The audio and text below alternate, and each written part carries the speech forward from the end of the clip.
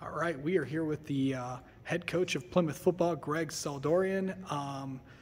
We are almost to the season.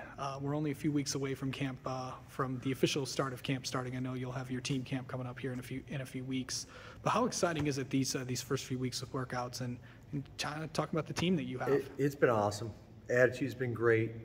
Kids have been working hard. I think the biggest thing, the biggest difference is we're kind of back to normal after, dealing with the pandemic the last few years. I think the big difference is we're stronger right now than we have been in the last few years.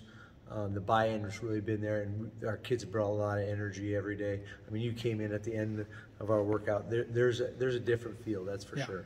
Yeah, and let's talk about some of the guys that are going to be to watch on this team. Some names that people might not know or may need to be reminded of. Well, Idris Cotton, obviously he's gotten a lot of attention because he had a ton of D1 offers there. He's committed currently to Northwestern. Great kid, 3.7 GPA. Not enough great things I can say about him. We're returning our starting quarterback. Our starting tailback from last year, Jackson McKaig's back. He's healthy. Put on some good lean muscle this winter, and I think that's going to help him stay healthy this year. And then Sam's one of our de facto leaders on our team, and he's a spark plug for us. And we've got some other guys that have really stepped up over the summer, like Luke Damiani, Cameron Witt, and Gorgito Shao. Yeah, for sure. So kind of talk about this season's going to be, it's going to start off with a big trip. Kind of talk about that. Yeah, so we decided this senior class is putting a lot of work, and they're a great group of kids, and we decided we wanted to travel week one, whether it was on the west side of the state or somebody. We reached out to a ton of schools, and we're going to play Traverse City Central up at their place. So it's going to be a great experience. We're going to travel. We're going to leave on Thursday, the day before the game. We're going to practice up north on the way up there, and then we'll stay the night, and then we'll play the game the next day and come home that night. Knowing it's going to be kind of be rough is we're going to have to practice on Sunday because we play the following week on Thursday. Yeah.